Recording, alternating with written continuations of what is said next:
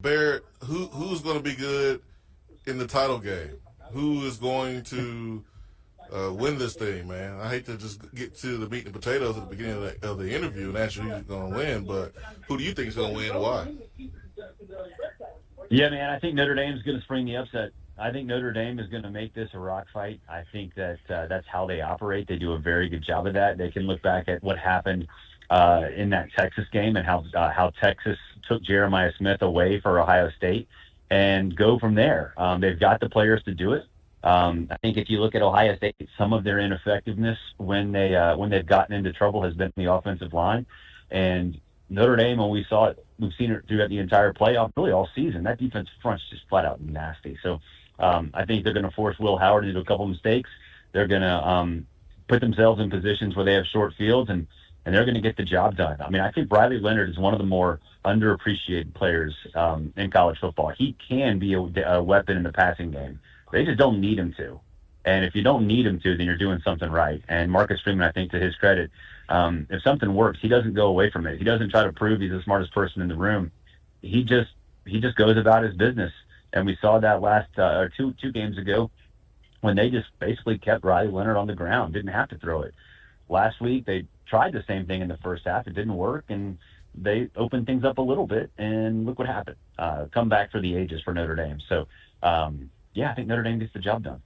Was the playoffs everything that you thought it would be in year one of the 12-team playoff? Yeah, kind of. I mean, you guys know I'm not an expanded playoff guy. You saw people complain about it. People that wanted it complained about it with the seeding issues.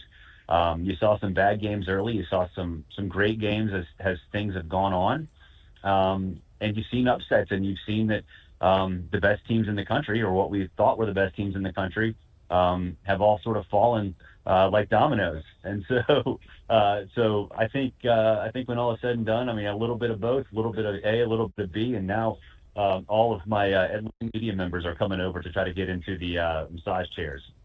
So y'all can keep talking to me as long as you want, because I am not getting out of this thing.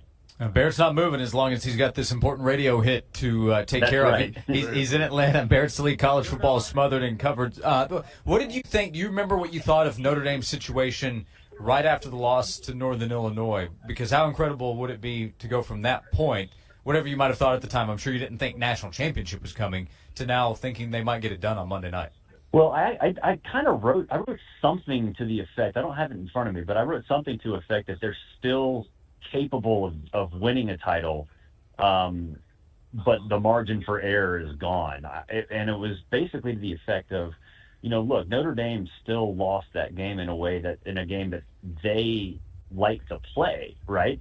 The offense just wasn't ready. Riley Leonard wasn't healthy, and the defense still looked like it's supposed to. So I didn't think it would actually happen, but I remember writing something to the effect of, hey, let's not count them out completely, because the schedule's still rather easy, and one unit, the one they count on, the defense, still played pretty well. So surprised they're here, because I didn't think they could actually do it. But I remember thinking, you know what, let's not count them out completely. And sure enough, here they are.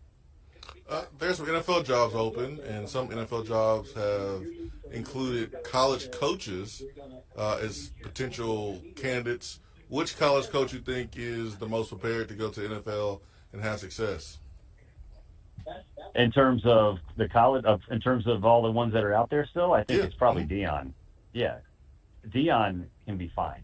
Deion, I think, at the NFL level is perfectly capable of leading a team to a Super Bowl. He relates to players well, especially younger players. And I think we all forget, they're professionals, but still, I mean, they're young professionals. They still grew up as, with Deion as, a legend, a Hall of Famer. They know who he is.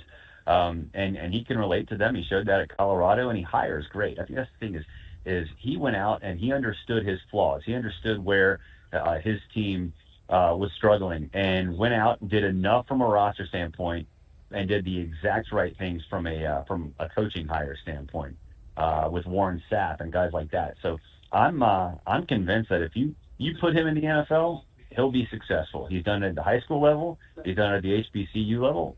He's done it at the college level. And look, that team for Colorado, they are not even close to a 9 or 10 win team on paper.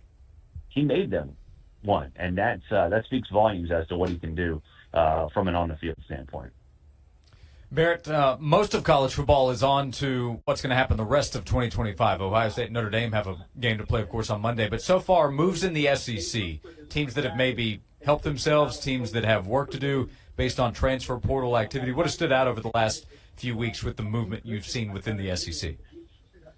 Yeah, I mean, I think Auburn and Hugh Freeze has been killing it. I think, again, sort of like Deion, he recognizes his team's flaws and has addressed them in a massive, massive way, especially at wide receiver in Eric Singleton. The flaws, actually, I shouldn't say flaws. I should say, how do you build a championship caliber team? They already have great receivers. You add Eric Singleton in that mix, that's enormous. It makes Jackson Arnold's job so much easier. And then, Jackson Arnold, I thought, got unfairly criticized at Oklahoma. He was fine. When you lose your 5 top receivers, you're not going to be successful as a quarterback. So I think the biggest thing to me is just the way Auburn attacked the transfer portal, and how I think Hugh Freeze recognized, hey, he doesn't want to be, a portal king, but sometimes you need to be, and he has been. Barrett, anything else to note before you go about the scene in Atlanta for the title game coming up on Monday, and how can people find your coverage before and during, after as well, the event on Monday night?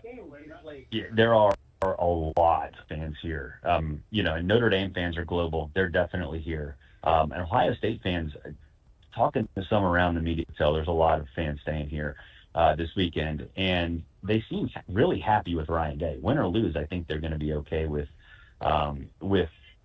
him moving forward, because he's been in the national championship game twice. They had the second best team in the country 2 years ago when Georgia beat TCU in the title game.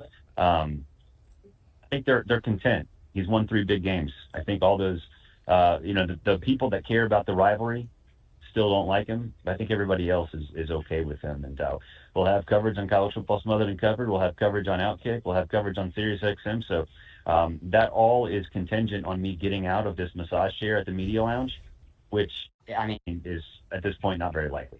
Yeah, so Getting greedy, man. don't refresh that podcast feed. It might not be coming in. Barrett's stuck. Good vibrations, I thought, this segment. Good vibrations with Barrett Sallee joining us. Hey, Barrett, appreciate the time as always. What you did there. Yeah, look forward to seeing what happens on Monday night in your coverage with it. Thanks as always, and we'll talk to you again soon. My pleasure. Thanks for having me.